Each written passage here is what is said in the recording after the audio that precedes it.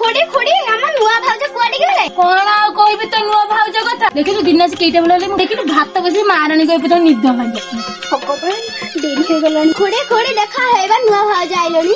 ବୋଉ ପ୍ରଣାମ ଆଶୀର୍ବାଦ। ମାରାଣୀ କରି ଏଇନେ ନିଦ ଭାଙ୍ଗିଲା। ଯେମିତି ମତେ ଶୀଘ୍ର ହଉଛି ଶୁଆଇ ଦେଇଥିଲେ ସେମିତି କହୁଛନ୍ତି। ବୋଉ କଣ କହିଲୁ କି? ନାଇଁ ବୋଉ ବାସ୍ ଟିକେ ନିଦ ଲାଗି ଯାଇଥିଲା। ମୁଁ କିଛି କହୁନି। ଆଉ ଟିକେ ନହେଲେ ଅଧଘଣ୍ଟା ଶୋଇ ପଇଲୁନୁ କାଇଁ ଆଉଥିଲୁ କି ଉଠିକି? ତାହେଲେ ବୋଉ ମୁଁ ଯାଉଛି ତାହେଲେ। ରହ କୁଆଡେ ଯାଉଛୁ? କାମ କିଏ ସବୁ କହିବ କଣ ତ ବୋଉ? କଣ କହିଲ ବୋଉ? ବୋଉ ବାପା ଆଡିକି ଆସନି ହେଲା। ମୁଁ କଣ ଏଠି କାମ କରିବାକୁ ଆସିଛି ନା କଣ? କଣ କହିଲୁ ମତେ ତୁ? ଇଠିକି ତୁ ଗୋଡ ଉପରେ ଗୋଡ ପକେଇ ବୋଧେ ଖାଇବାକୁ ଆଇଛୁ ବୋଧେ ବସିକି।